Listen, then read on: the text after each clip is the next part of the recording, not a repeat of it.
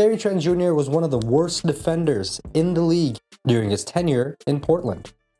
From what the public and NBA officials saw in Trent's first few seasons, it appeared that his defensive potential was no more than that of an absolutely mediocre player, to put things frankly. But in heavy contrast to this notion, Trent is currently secured in third place according to the most recent Defensive Player of the Year ladder from NBA.com. Second place, of course, being occupied by semi-automatic shot blocker Miles Turner from the Indiana Pacers, while Draymond Green of the Golden State Warriors, of course, is at the top of the list. Trent is surpassing players such as reigning NBA Defensive Player of the Year Rudy Gobert and Bam Adebayo in ranking and defensive performance already, and doesn't seem to be showing any signs of slowing down. A year ago, the idea that Trent and Green would be competing for a defensive honor would have seemed impossible. But here we are, making a video about why Gary Trent Jr. of the Toronto Raptors is an exceptional defender. A quick fun fact for you, in this young 2021 NBA season so far, only Chris Paul has more steals per game, and that's 2.5 steals currently, than GTJ, who is now second to CP3 in the league. Alex Caruso of the Chicago Bulls has also had a very big influence on his team's defense, but he's still second in deflections per game to Gary Trent Jr., which means that Gary Trent Jr. is also leading the league in deflections, and not just second in steals. That is quite amazing for somebody who was just a year ago having so much smack talked about their defense. In the span of a few games, Trent has gone from being a liability to a necessity for the squad. Ken Birch claimed that in just one season he's moved from playing no defense to playing outstanding defense. Despite the increased effort on the other side, the offense has not declined whatsoever. Trent is averaging 16.1 points per game, which would be a career high on 43% overall shooting and 35% from three-point range. And on another note, if you want him to come up big in crunch time, well, he proved he could accomplish that early in the season, and that was against the 76ers and the Celtics, which were both wins for his team. Look, Trent is only 22 years old, and he's still developing as a player. The reality that Trent has added elite defense to his arsenal in addition to being a potent offensive weapon shows that the Raptors are still outstanding at developing talent in a year where individual progress and evolution are just as important as much as individual wins and losses.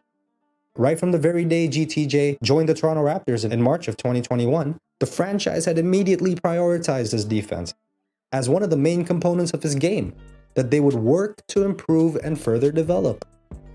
Last season for GTJ, even being able to play defense at an average level was a big ask from the young guard. It was a major question mark for him. And how can we all forget just how impressive Trent was in the Orlando bubble? And his defense was actually quite good during that time. As of last season, the season right after the bubble, GTJ's defense appeared to take a significant step back, and that trend happened early last season in Portland. Many articles were written about Gary Trent Jr., and those articles contained some words that were not so pleasant. A reporter for the Portland Trailblazers, Jack Winter, who's also a representative and reporter for Sports Illustrated, said this about the young Raptor guard, and I quote, "What we've kind of learned this year is that Trent is just not the impactful defender that it seemed like he was kind of when he broke out last season and then certainly in the bubble. His advanced numbers are just awful, really bad, like nearly as bad as Damian Lillard's." And of course, he's talking about Damian Lillard's defensive numbers here, so we know when Dame time is, it's usually in the offensive end. Damian Lillard, of course, not really known for his defensive prowess. And GTJ also went on to say about his defenses, "Ever since I've got here, even last year, they've been harping to me. Defense, deflections, hands out, get in passing lanes." So really just getting at it every day, listening to my coaches, trying to get better on the defensive end, and just trying to stay active. Trent needed to make a slight adjustment to his mentality. By nature, he can be a little hesitant, settling for mid-range jumpers on the attacking end or playing tentatively on the defensive end. That is simply not acceptable when playing under head coach Nick Nurse in Toronto. Nurse is known for constantly scolding his team to attack defensively as they attempt to wreak havoc, force mistakes, and cause deflections that lead to turnovers that eventually lead to buckets in transition. Nurse also said about the young guard, and I quote, "I think that we like to be aggressive on the ball, and I think maybe that's a little different for him. I think because it's taken some time to get him up, but now I think he's finding out just how quick his hands really are while he's up there. He's got some good timing and some craftiness up there with his hands." This quote from Nurse really tells us that the head coach is recognizing that GTJ's confidence has arisen due to these newfound discoveries of his defensive game. We all knew he could score, but this is something to marvel at. It is almost cinematic.